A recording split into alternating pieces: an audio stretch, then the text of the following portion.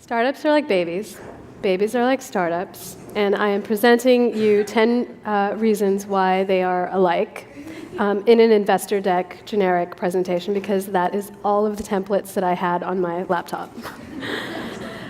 Before I start, I just want to give a shout out to other people who have done this before, i.e. founded something or had a baby or done both at the same time or had twins or any of those really hard things, because sometimes when you do this kind of thing, whether it's becoming a co-founder or a parent, you tend to think that you are the only one that has ever gone through this, but you're not alone. So quick introduction. I am the mother of a 15-month-old toddler, and I live in Redwood City, and I took 2 weeks off for maternity leave because I was running my own company, and it is possible to pump on conference calls and for people not to know. So that is how we did it. I'm the And this is my other baby. This is Maven. We are working to bring more internet access in emerging markets through mobile data and app engagement.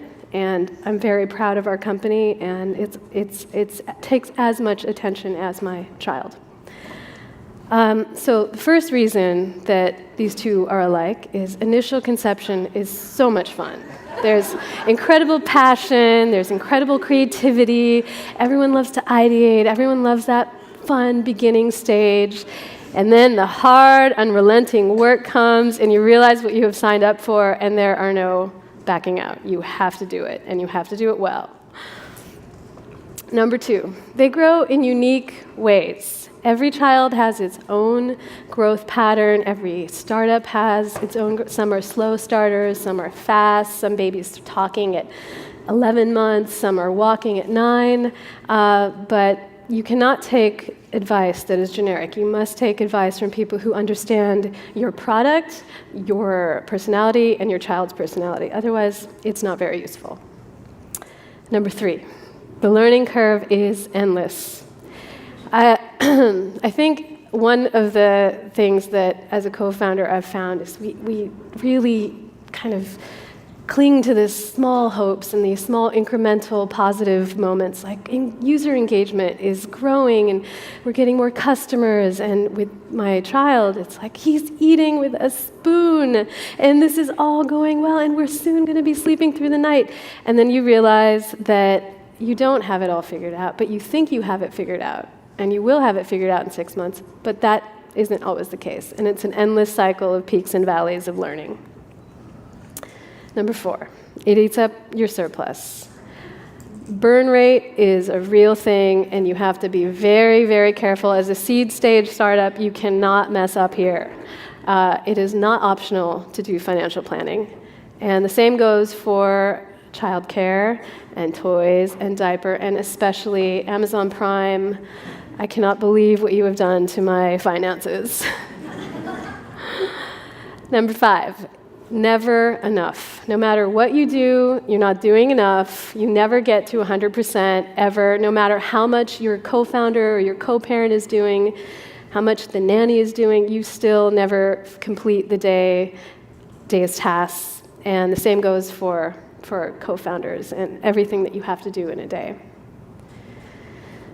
Number 6, I don't know what a good night's sleep is. I don't know if it's because of working till 2 a.m. or being up at 2 a.m. because of baby needs, but I do like to think about the mythical activities such as reading a book and going to a movie, and sometimes I dream about those things when I actually hit REM sleep.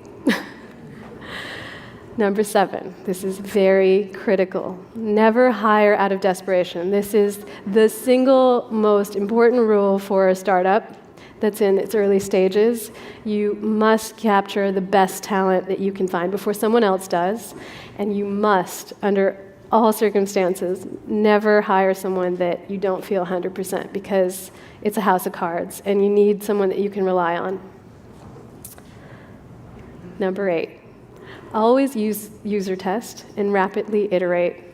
Feeding a child is exactly like rapid user testing. It is, okay, let's try the meatballs. Let's try the berries. Let's try toast. No, that's not working. Oh, peanut butter. That's a hit. Okay, we're putting that into the menu. And I find the same thing happens with when we're doing UI testing. And I know that this feature is working, this feature is failing, and we're going to keep going, we're going to keep trying. But the thing is, you can never lose patience, because this is your pot of gold. This is what tells you what's going to work and what's not going to work. And not feeding your child is not an option. Number 9, if you want something done, you'll have to do it yourself. And you don't get a trophy, and you don't get appreciation awards. You just got to roll up your sleeves and do it, and there's no magical staff member that's going to come and do it for you. Shit happens.